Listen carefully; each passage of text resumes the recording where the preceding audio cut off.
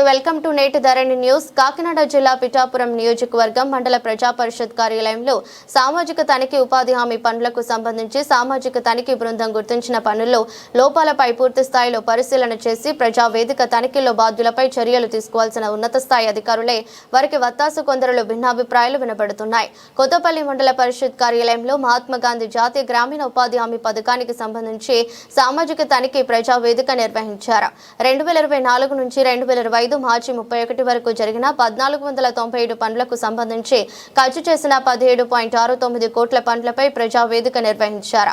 గ్రామాల్లో చేపట్టిన పనుల్లో శ్రామికుల మస్తర్లతో సంతకాలు వేలిముద్రలు లేకుండా వేతనాలు చెల్లించడం, పలు గ్రామాల్లో చేసిన పనులకు బోర్డులు ఏర్పాటు చేయకపోవడం, తీర్మానాలు లేకుండా పనులు చేయడం, ప్రభుత్వ ధనాన్ని దుర్వినియోగం చేయడం, రైతులకు ఉపయోగం లేకుండా కాలువల్లో పూడికతీత పనులు చేయడం, మూలపేట ₹1,00,000 దుర్వినియోగం జరిగినా చర్యలు ఎందుకు తీసుకోవడం లేదని కంబాల వెంకటరమణ అధికారులను నిలదీశారు. కార్యక్రమంలో ఏపీడీ వసంత మాధవి, సచివాలయ ఇంజనీరింగ్ అసిస్టెంట్లు, ఉపాధి హామీ ఫీల్డ్ అసిస్టెంట్లు పాల్గొన్నారు.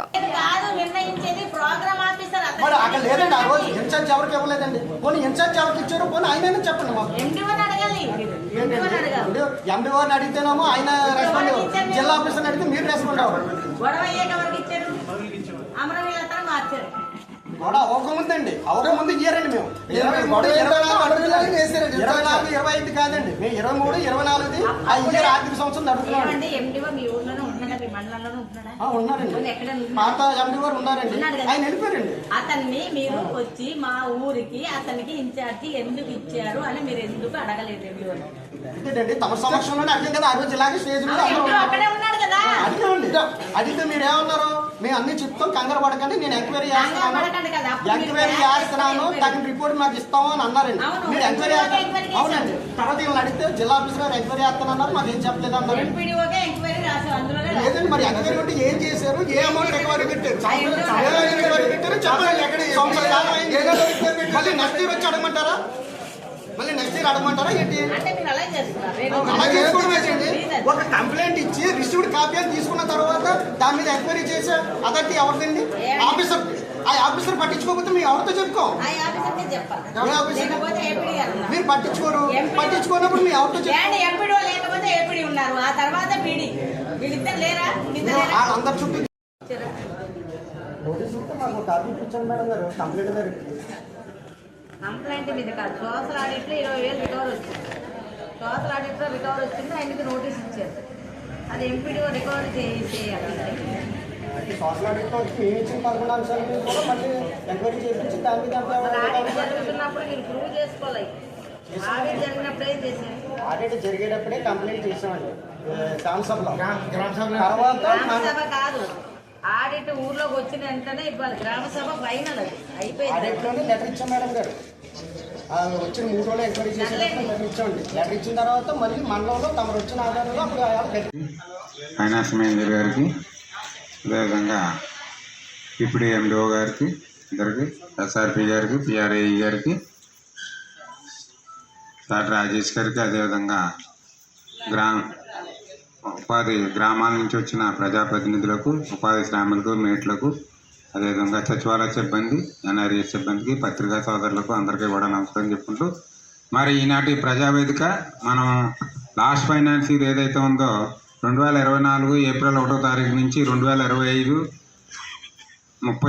మార్చి 31 వరకు ఉపాధి హామీ పథకం నిధులతో జరిగిన కన్వర్జెన్సీ డిపార్ట్మెంట్ పిఆర్ కావచ్చు, ఆర్డబ్ల్యూఎస్ కావచ్చు, సర్వశిక్ష అభియాన్ ఏ అయితే ఎన్ఆర్జీఎస్ పనులు జరిగాయో ఆ అమౌంట్పై గత 4 రోజుల నుంచి మన మండలంలో గ్రామాల్లో సామాజిక తనిఖీ నిర్వహించడం అయింది.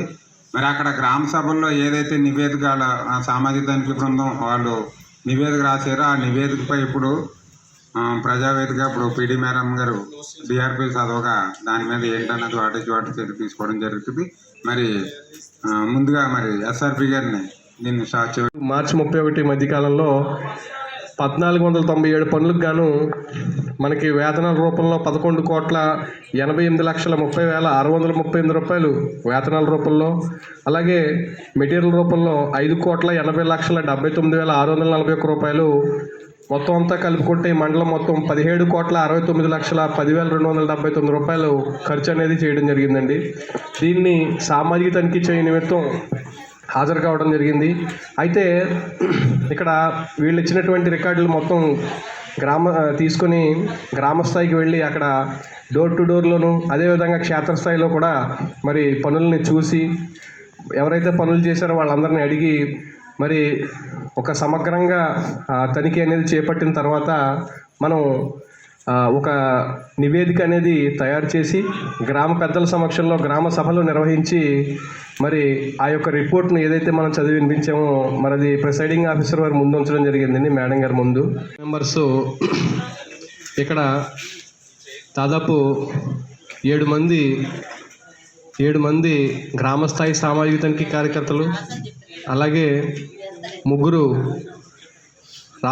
మరి జిల్లా స్థాయి సామాజిక తనిఖీ కార్యకర్తలు మరియు ఎస్ఆర్పి నేను ఒకళ్ళు, మొత్తం 11 మంది టీం మనకి 19వ తారీఖు మండల కార్యాలయానికి రావడం జరిగింది. మండలానికి రావడానికి గల కారణం ఏమంటే మనకి 2024 ఏప్రిల్ 1 నుంచి 2025 మార్చి 31 ఆర్థిక సంవత్సరానికి గాను మన ఈ ఉప్పాడ కొత్తపల్లి మండలానికి సంబంధించి జరిగినటువంటి 1497 పనుల పైన 17,69,10,279 రూపాయల ఖర్చు పైన తనిఖీ నిమిత్తం సామాజిక తనిఖీ 17వ విడత సామాజిక తనిఖీ చేయ నిమిత్తం మండల కార్యాలయంలో హాజరు కావడం జరిగింది. అయితే మండల స్థాయిలో మనకి 3 శాఖల మీద మరి ఖర్చు చేయడం జరిగిందండి. వీటిలో 1343 పనులు ఈజీఎస్లో చేపట్టడం జరిగింది. దీనికి గాను 11,85,53,162 రూపాయలు, అలాగే మెటీరియల్ రూపంలో 1,20,11,747 రూపాయలు వెరసి 13,05,64,909 రూపాయలు ఖర్చు అనేది చేయడం జరిగింది. అలాగే పంచాయతీరాజ్ శాఖకు సంబంధించి 148 పనులు చేశారండి ఇక్కడ.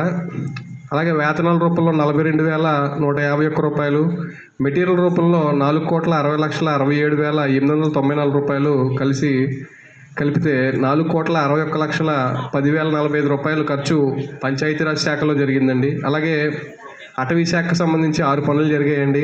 దీనికి గాను వేతనాల రూపంలో 2,35,325 రూపాయలు ఖర్చు చేయడం అనేది జరిగిందండి. కాకినాడ జిల్లా యూకొత్తపల్లి మండలంలో 17వ విడత గ్రామ సభ సోషల్ ఆడిట్ సామాజిక తనిఖీ నిర్వహించడం జరిగింది. ఇది 19/1/26 నుంచి 15/2/26 వరకు మనకి గ్రామాల్లో విలేజ్ వైజు అలాగే డోర్ టు డోరు అందరికీ కూడా వెరిఫికేషన్ చేసి ఇక్కడ ఉన్న ఎక్స్పెండిచరు అలాగే అందరు వేస్ట్ సీకర్స్కి పేమెంట్లు అది అన్నది వెరిఫికేషన్ చేయడం జరిగింది.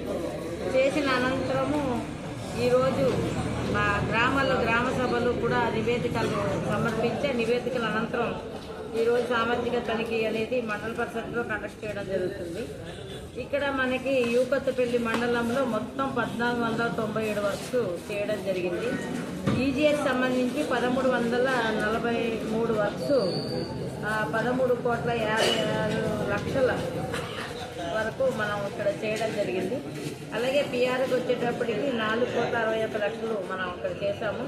ఫారెస్ట్ సంబంధించి 2,35,325 రూపాయలు ఇక్కడ ఖర్చు పెట్టడం జరిగింది. ఈ మొత్తం చేసినటువంటి ఎక్స్పెండిచర్ మీద సోషల్ ఆడిట్ నిర్వహించడం జరిగింది.